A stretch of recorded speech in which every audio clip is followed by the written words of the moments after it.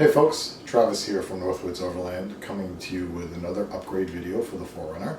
In today's video we're going to be upgrading the 4runner's headlights.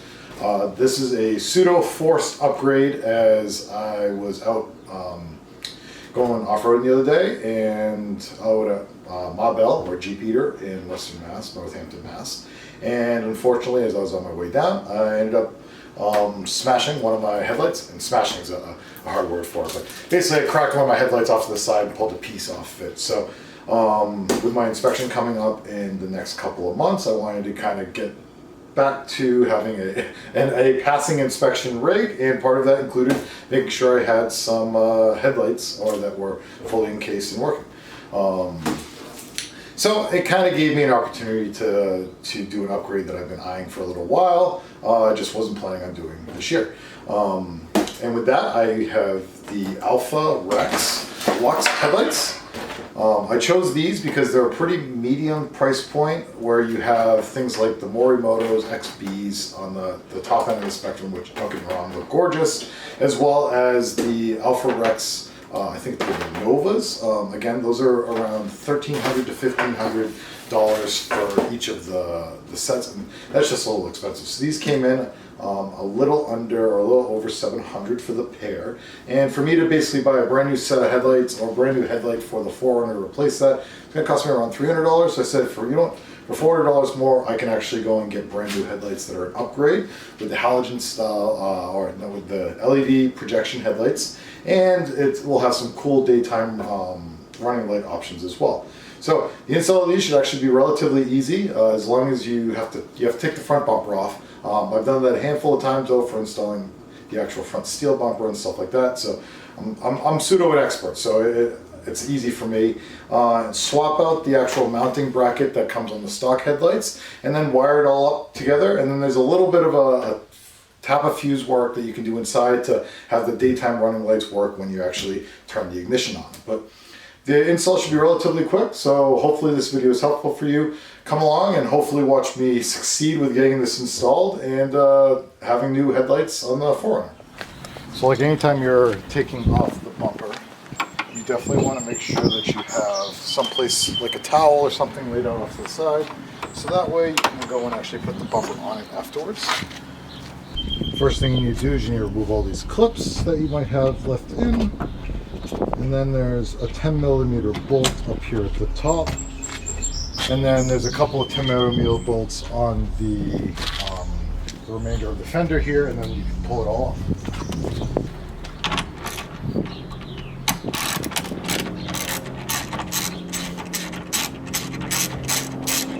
And if you watched my Baja Squadron fog light video, you actually saw that I just had to take this off the other day. So we're becoming pros to being able to take off the bumper and put it back on.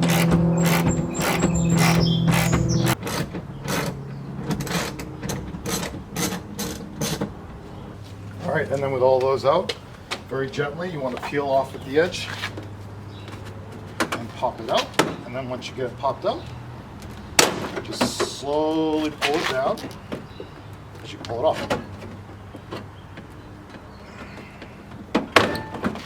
Oh. Really, once you get it around this first piece here, it's pretty easy.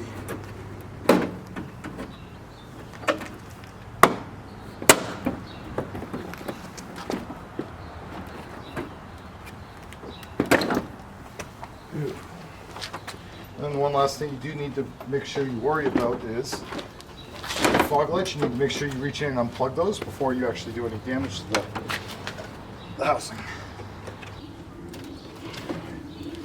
There's that one.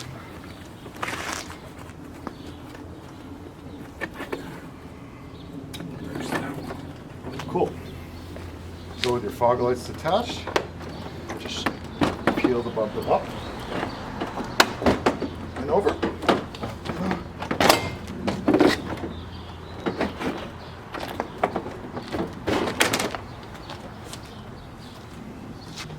And place it down gently. So now, as you can see here, we'll come in and There are 4 bolts we need to take off to remove each of these lights. And then we'll swap out the mounting harness, which is this down here, onto the new light. And then we'll install the new ones. Alright, so we're going to start with the right headlight, left if you're looking at the truck first. And there's 4 bolts you need to remove. There's one here. There is one underneath, wherever, off the side. And there's a couple underneath here. So you just need to gently pull this up and pull off the side so you can get at that bolt inside there.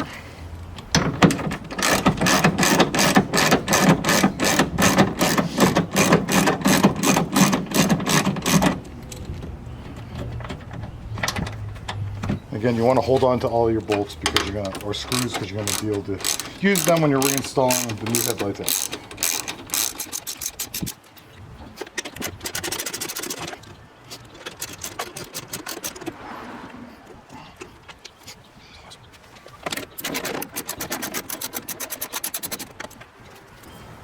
And after all 4 of those are removed, you should be able to just slide the headlight right out.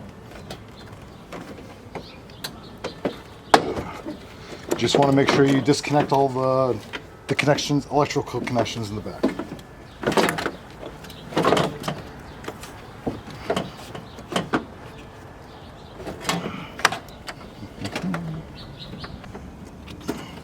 Beautiful.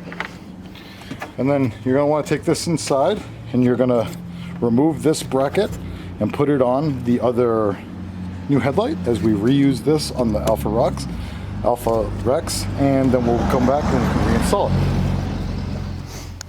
Alright, so the next thing we need to do is we need to remove the stock mounting bracket that comes on the headlights and apply it over here. This is just a couple of Phillips head screws.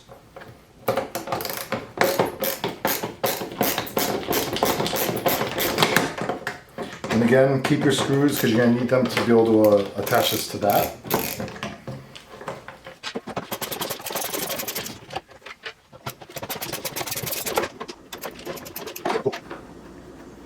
So now, once you get that all taken off, have this here. Put this off to the side. Good. Goodbye, broken crack.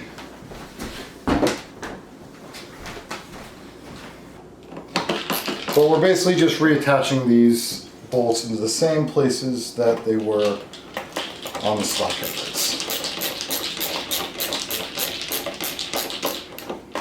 Cool. Then once they're all lined up, snug everything down. Awesome. So we're all set. We'll move to the next one. A few moments later. Perfect. Now we can jump back outside and go get it installed. As you can see, laid out on the towel here, I have the relay that comes with this. What this does, it allows your the daytime running lights to do kind of like a sequential when you actually use like your key fob to unlock the car. It's kind of a cool little feature, so that's one of the things you're going to see. We're going to want to make sure we attach when we actually add this, and you can see the end of it that will be attaching to it right over here with that white or clear plastic that will be connecting to a male end on the end. Alright, so now we're back out to install this in the rig. One thing I try to do is I try to keep as much of the plastic on as possible just while I'm touching it, so that way fingerprints and stuff like that don't get all over it, and you go and meet up a lot of the connections. So from the ones that we disconnected earlier, we have this inside of here. Beautiful. We'll have this goes to this.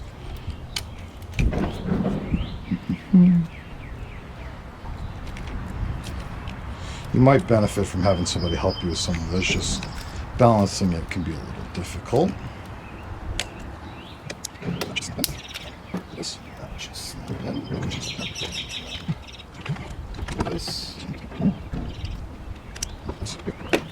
Awesome. So now with everything connected, slide it back into place.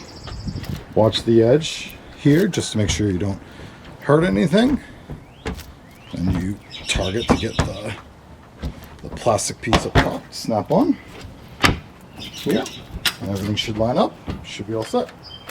Perfect. Pull the extra piece of this off, twist around, get access, and reattach your bolts.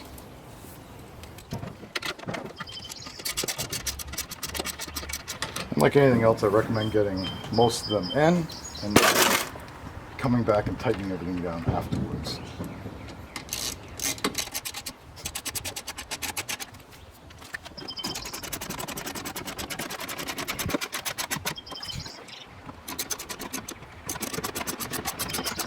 Once everything's in, tighten it all down and move on to the next side.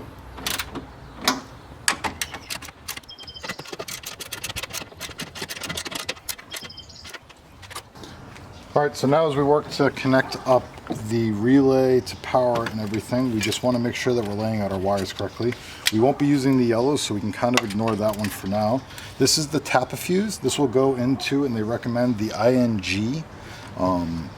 The ING fuse inside of here. It's the third one down in the group of them. I'll show you a photo when I actually install it to let you see which one it is. So you'll remove the 10 amp fuse and put it in that lower slot and then slide this in that place. What this will do will allow the lights to do all the fancy stuff when you actually hit your key fob and unlock and turn on and all that stuff. The other thing that you have to worry about is the relay box, where you're going to locate that. So for mine here, I'm planning on using some double-sided 3M tape or some Velcro tape that I can actually put here that allows me to attach it, keep it on, and it keeps it generally out of the way, which is kind of nice. And then the last thing you need to do is connect up your power and your ground or your neutral, and then we'll test it out. Different angles so we can try to show you. So as you can see here with all of the fuses, the one we'll be pulling out is that third 10 amp one in from the top of this bottom section, right above the 7.5, and that's where we'll be putting the Tapafuse.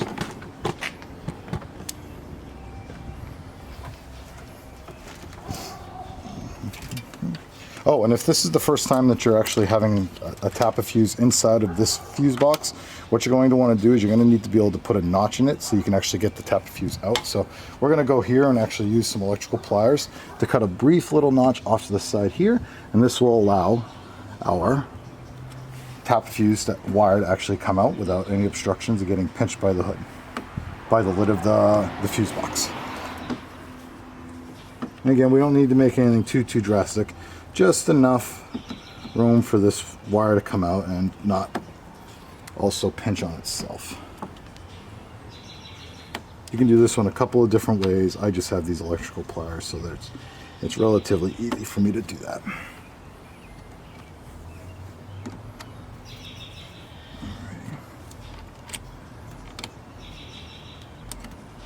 All right, cool. Just want to make sure it gets deep enough so that it's down below where the lid gets installed, or when the lid is where it finally closes. So a little wiggle back and forth, you should be all set.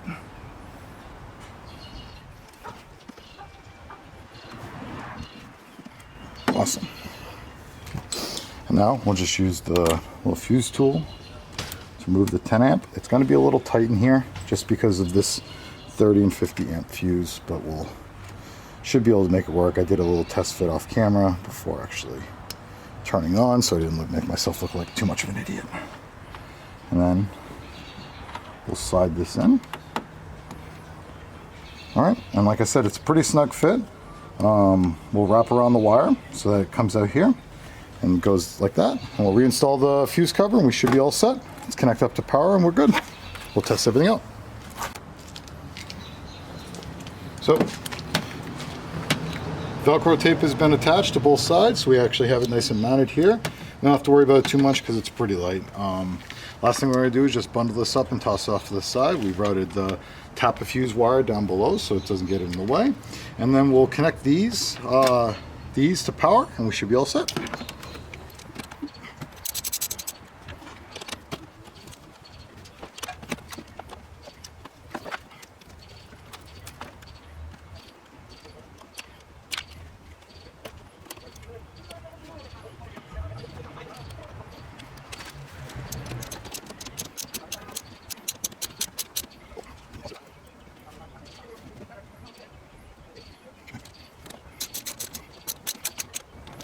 Awesome.